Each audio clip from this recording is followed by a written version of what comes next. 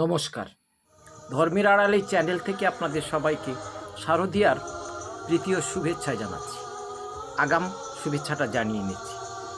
আশা করি আপনারা সবাই ভালো আছেন। আবার একটা নতুন ভিডিও নিয়ে আপনাদের সামনে এসেছি।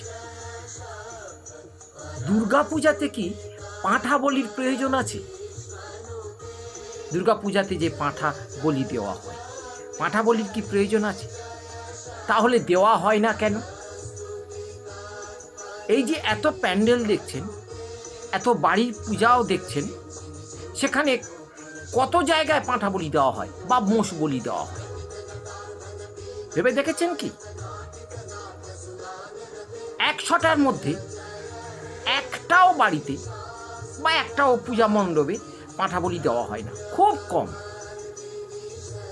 কোনো কোনো জায়গায় বাড়িতে, বাড়ির পুজোতে বেশি হয়, এটা এখনো পাঁঠা বলি দেওয়া হয়। এটা প্রাচীন রীতি হয়ে আসছে। তাদের জিজ্ঞাসা করলে বলবে যে মা 12 মাস পরে একবার এলো, বছরে একবার এলো মা আমাদের ঘরে, তাই একটু মাংস টাংস খাওয়াবো না? ভালো কথা। মাকে তোমরা মেয়ে বলে আদর যত্ন করে পুজো অর্চনা করছো, কাঁচা মাংস আর রক্ত খাওয়াচ্ছ, তো তোমার মেয়ের খাওয়াও। তোমার যে মেয়েটা, তুমি যাদের গর্ভে ধরেছো, তোমার ঔরসজাত যে সন্তান, যে মেয়েটা, সে যখন তোমার বাড়িতে আসে, তুমি কাঁচা মাংস কেটে একটা প্লেটে করে দাও, কাঁচা রক্ত দাও? দাও না, কিন্তু মাকে দাও। কোথায় পেয়েছো? না চণ্ডীতে পেয়েছো। চণ্ডীতে বলির কথা বলা আছে।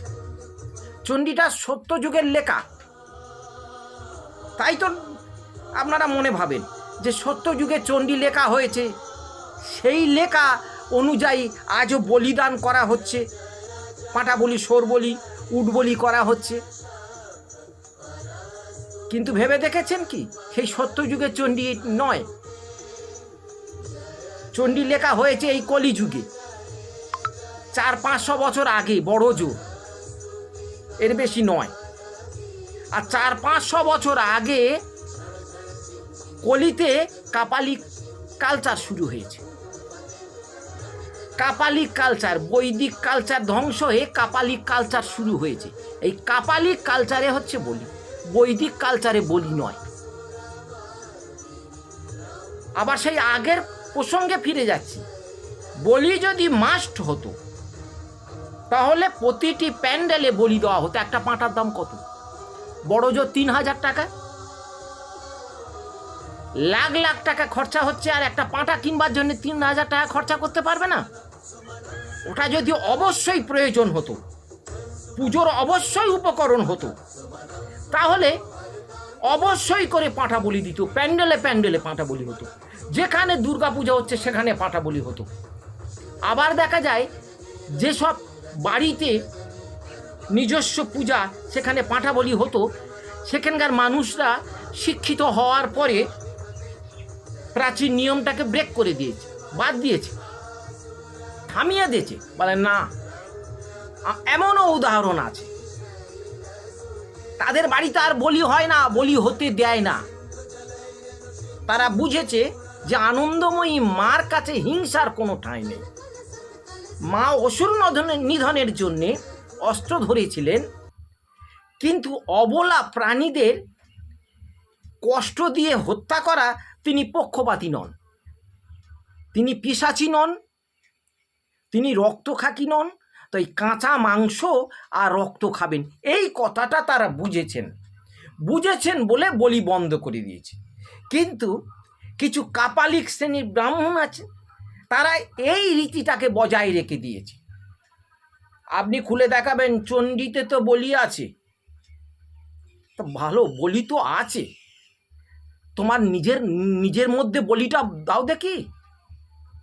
তোমার নিজের মধ্যে যে পশুটা আছে, ওই বলিটা আগে দাও। সেটা পারবে না। অসহায় ছাগ পশু ধরে নিয়ে এসে, মোষ ধরে নিয়ে এসে বলি দেবে।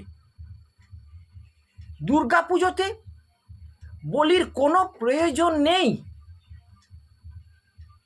পুনশ্চ বলছি, যদি বলির প্রয়োজন থাকতো প্যান্ডেলে প্যান্ডেলে বলি হতো, এই কথাটা শুধু আপনি ভেবে রাখবেন।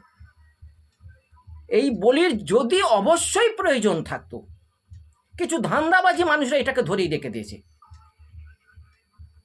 বলির যদি অবশ্যই প্রয়োজন থাকতো তাহলে প্রতি প্যান্ডেলে পাঁঠা বলি, মোষ বলি, সোর বলি, উট বলি হতো। কিন্তু হয়েছে কি? ভালো করে তাকিয়ে দেখুন।